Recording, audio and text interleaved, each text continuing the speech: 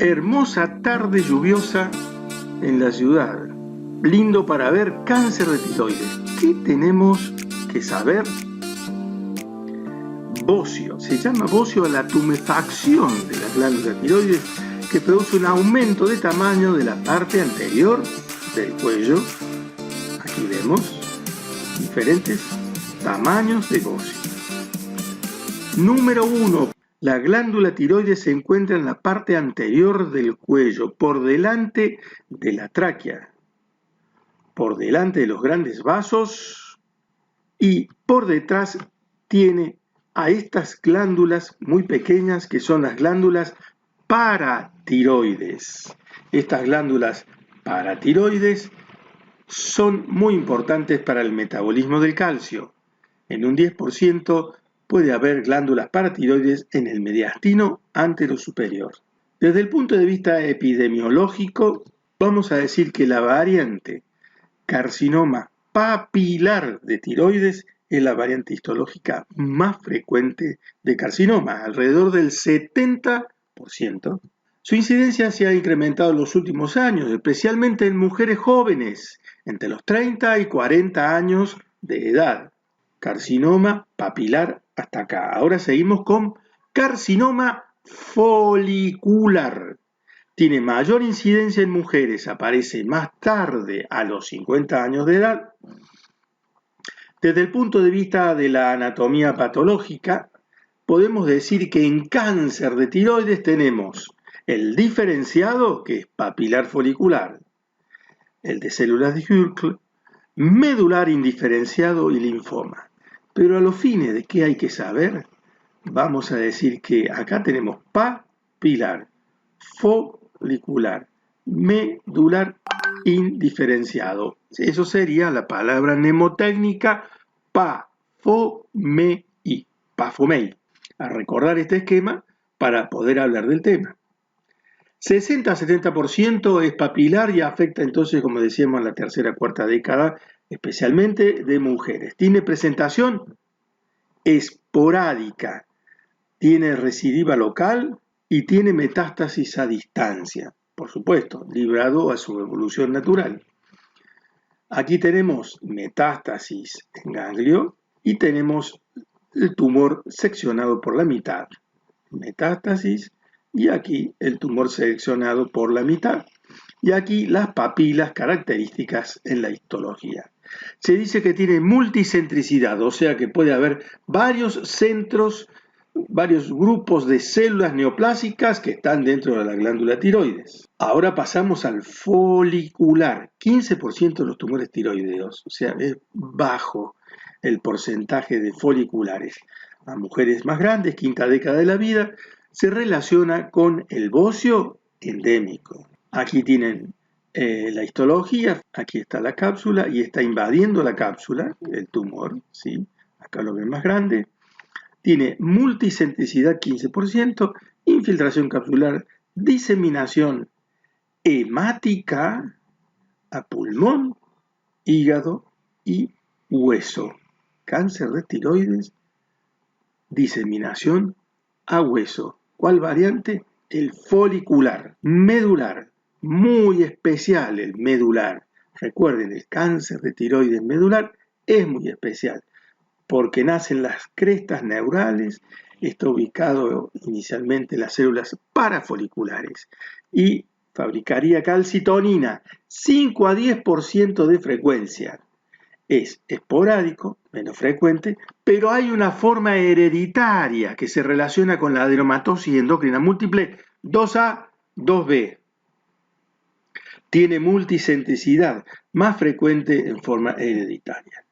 Diseminación hemática y linfática. Se relaciona desde el punto de vista genético con el proto-oncogen RET. Aquí tenemos la histología con sustancias amiloides, células poliédricas y fusiformes. Entonces, adenomatosis endocrina múltiple tipo 2A, carcinoma medular de tiroides, feocromocitoma e hiperparatiroidismo.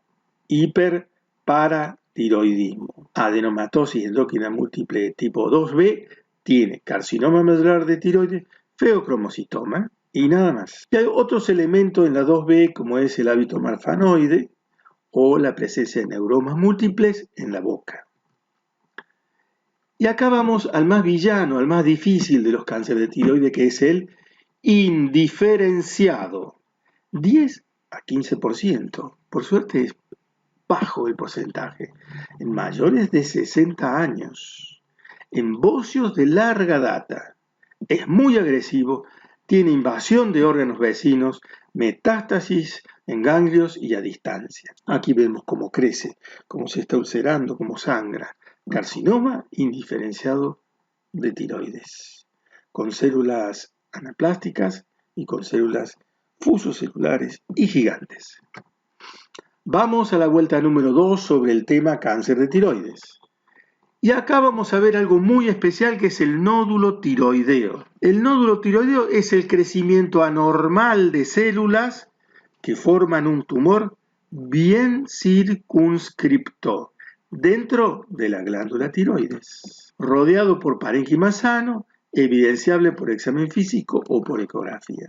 Puede suceder que en un examen por otro motivo, por ejemplo, para examinar el cuello por una presencia de un soplo, por ejemplo, de pronto veamos que tiene un nódulo de la tiroides o simplemente en un chequeo habitual. Entonces, a eso se denomina incidentaloma. El hallazgo son lesiones no palpables, evidenciadas solo por la ecografía u otros métodos imaginológicos. Así que el incidentaloma no se lo palpa, se lo encuentra gracias a los métodos imagenológicos. Tiene la misma posibilidad de ser malignos que los nódulos palpables de similar tamaño. Entonces vamos a analizar el riesgo de malignidad de un nódulo tiroideo, según datos clínicos y del examen físico. Alto grado de sospecha cuando hay una historia familiar de cáncer de tiroides o de adenomatosis endocrina múltiple. O sea, si en la familia hay una adenomatosis endocrina múltiple y un familiar aparece con un nódulo, a pensar en cáncer de tiroides. Cuando hay una adenopatía laterocervical que no sabemos a qué se debe, adenopatía lateral, laterocervical, hay que pensar en cáncer o en tuberculosis. También existen tumores laterales benignos de cuello. Entonces, si tenemos un paciente con una adenopatía laterocervical, vamos a pensar en cáncer de tiroides. Un nódulo que crece rápidamente, sobre todo si el paciente es tratado con T4. Dureza extrema. Fijación clara a órganos o tejidos adyacentes. Todo esto es alto grado de sospecha de malignidad de un nódulo tiroideo. Parálisis de cuerdas vocales. Metástasis de distancia en pulmón o hueso. Subrayo hueso. Por supuesto, pulmón también. Moderado grado de sospecha. Moderado de grado de sospecha, sobre todo en varones, ancianos de mayores de 65 años, antecedentes de irradiación cervical o exposición a radiaciones ionizantes. Nuestros cirujanos, nuestros radiólogos en el quirófano están expuestos a radiaciones ionizantes. Cuando hacemos la colangiografía, cuando hacemos la RCP o cuando hacemos otras prácticas que necesite la utilización de rayos. La presencia de difonía, afonía, ronquera asociada a la aparición del nódulo tiroideo también dará un moderado grado de sospecha. Nódulo tiroideo solitario que crece continuamente, también habremos de sospechar de moderadamente que se trate de un cáncer. Nódulo duro con fijación dudosa. El nódulo duro con fijación dudosa tendrá un moderado grado de sospecha. El nódulo mayor de 4 centímetros y parcialmente quístico, o sea que tiene una parte sólida y una parte quística. Y bajo grado de sospecha son todos los demás nódulos. Entonces, atención, cuando estamos haciendo una ecografía y tenemos el hallazgo de un nódulo tiroideo. Entonces, Aplicaremos estos elementos para sospechar que se trate entonces de un cáncer y pasaremos a seguir estudiando el paciente. Número 3, vuelta 3. ¿Qué hacemos para saber de qué se trata? Lo diagnosticamos con la eco, pero ahora con la punción aspirativa con aguja fina, la PAF, P-A-A-F, PAF, punción aspirativa con aguja fina, ha sido un gran adelanto en el diagnóstico del cáncer de tiroides. ¿Es el método de elección para evaluar nódulo tiroideo? Por supuesto, guiada por ecografía para tener mayor precisión. No se recomienda la PAF en nódulos menores de 1 centímetro si hay microcalcificaciones, si hay adenopatías, si hay coagulopatías y si hay pacientes que tengan estado crítico por otros motivos. Si el nódulo es menor de 1 centímetro y está asociado a factores de riesgo, sí haremos la punción con aguja fina, si hay una alta sospecha. Si el nódulo es mixto, sólido y quístico, o más del 50% quístico, realizar la PAF del componente sólido. Cuando el diagnóstico de PAF es dudoso, puede ayudar a definir conducta si es hipercaptante, caliente o hipocaptante, frío, al hacer la centellografía. Entonces, si hay dudas, podemos hacer centellografía. Si es nódulo frío o es nódulo tibio, pensaremos en cáncer de tiroides. Tratamiento. Se decide de acuerdo a la interpretación de la PAF. Entonces, fíjense, cáncer de tiroides, vimos la clasificación, PAFOMEI. Después, ¿qué es lo que vimos? Después vimos los distintos tipos de cáncer de tiroides. Después apareció el nódulo tiroideo como un hallazgo. Vimos los criterios de sospecha, de alto, mediano y baja sospecha. Después hablamos de la PAF y a la palabra PAF le vamos a agregar otra palabra que es la palabra Bethesda. Entonces, PAF, Bethesda. La PAF obtiene material de los nódulos tiroideos. El sistema Bethesda categoriza el análisis citológico, o sea, sirve para medir la citología de lo que hemos extraído con la PAF del nódulo tiroideo. Cuando la PAF es insuficiente, no diagnostica. Eso se llama Bethesda 1, no es concluyente. Repetir la PAF.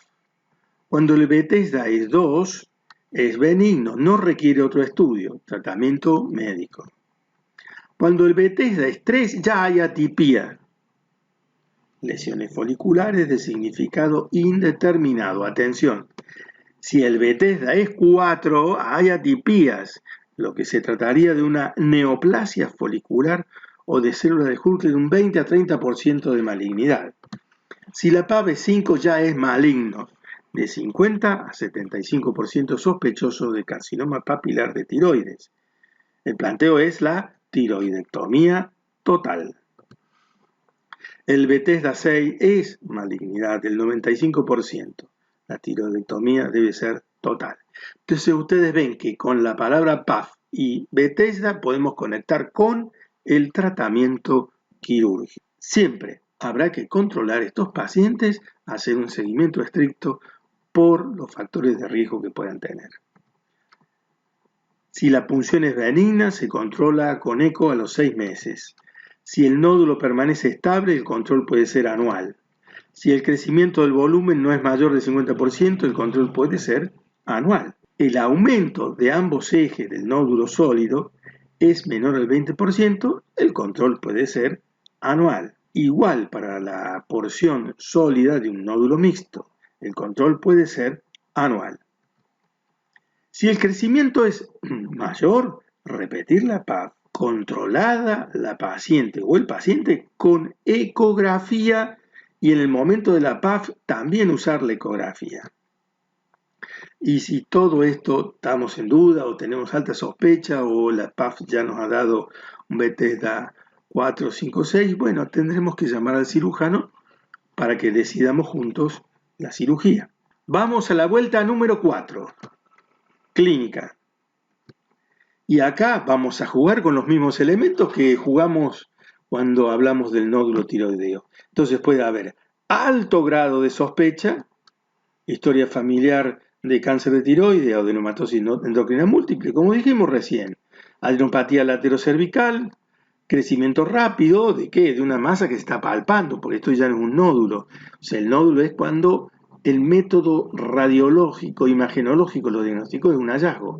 Acá tenemos ya que se palpa la lesión que está en tiroides. Entonces, crecimiento rápido, dureza extrema, fijación clara a órganos o tejidos vecinos, parálisis de cuerdas vocales, metástasis a distancia, pulmón o hueso. Moderado grado de sospecha es igual que lo que hablamos para nódulo. Varones, ancianos mayores de 65, antecedentes de irradiación cervical, exposición a radiaciones ionizantes, disfonía, afonía, ronquera asociada a la aparición de nódulo tiroideo o de la masa palpable, una masa palpable que corresponde a un nódulo tiroideo solitario que crece continuamente, nódulo o masa dura con fijación dudosa, nódulo o masa mayor de 4 centímetros y parcialmente quístico. Y todos los demás son de bajo grado de sospecha. Pero juntamos todos estos elementos y llegamos a una conclusión. A eso le agregaremos la PAF y le agregaremos el Bethesda, y ahí decidimos la cirugía. Muy bien, sospecha de malignidad, acá vamos a repetir algunas cosas. Por supuesto, la edad, si es mujer joven, para papilar, si es más de 50 para folicular. El sexo masculino, sobre todo si ha habido irradiación en la cabeza y cuello. Recientes cambios en su morfología, el paciente siente que creció algo en el cuello. Historia familiar de cáncer de tiroides. Nódulo solitario duro sin sintomatología, fijación a planos profundos, adenopatías, parálisis de cuerdas vocales. Estamos repitiendo. Entonces, decimos PAFOMEI y estamos hablando de todo lo que es cáncer de tiroides. La palpación se hace con las dos manos desde atrás, apoyando los dedos pulgares en la nuca del paciente con mucha suavidad. Manipulamos la porción anterior del cuello con los dedos índice, mayor y anular, buscando de palpar la tráquea, la tiroides, el cartílago tiroides. También palparemos los grandes vasos del cuello, el esternocleidomastoideo, a ver si hay adenopatías. Y la palpación tiene que ser suave. Si hay un paciente que tiene alterado el flujo carotídeo y nosotros hacemos una palpación fuerte, podemos tener problemas con el paciente. Entonces la palpación tiene que ser suave. Otra variante que podemos encontrar es frémito. En ese caso, si hay frémito a nivel de la glándula tiroides, pensamos en hipertiroidismo. Pero también puede haber frémito por una estenosis carotídea. Aquí estamos con la palpación desde adelante. Con la mano derecha estamos desplazando el eje del aparato respiratorio para evidenciar la glándula tiroides contralateralmente. Ahí estamos palpando con el índice y el dedo mayor de la mano izquierda. Y luego hacemos la maniobra al revés. Buscamos ganglios en el cuello de la zona supraclavicular. Recuerden que el cuello tiene varios grupos ganglionares, desde el mentón, el grupo 1, el grupo 2, 3 y 4 es esternocleidomastoideo, el tercio superior, medio e inferior, y luego tenemos la región lateral, el 5, y el 6 es la región supraesternal. Vamos a la vuelta número 5. Auxiliares diagnósticos. Estudios complementarios, TSH, tiroglobulina sérica, calcitonina sérica. Muchachos, la ecografía y la PAF, lo más importante. Pero sigamos con TSH, tiroglobulina sérica, calcitonina sérica. La TSH sérica, si es baja, se debe hacer un centellograma tiroideo para evaluar hipertiroidismo. Si la TSH está elevada o el límite superior, el riesgo de malignidad es mayor. Si la TSH está elevada. Por supuesto, siempre habrá que complementar con otros estudios cada vez que tenemos un hallazgo significativo. Entonces, la tiroglobulina sérica se eleva en la mayoría de las enfermedades tiroideas. Atención, la TG, tiroglobulina, no es sensible ni específica en cáncer de tiroides. La TG.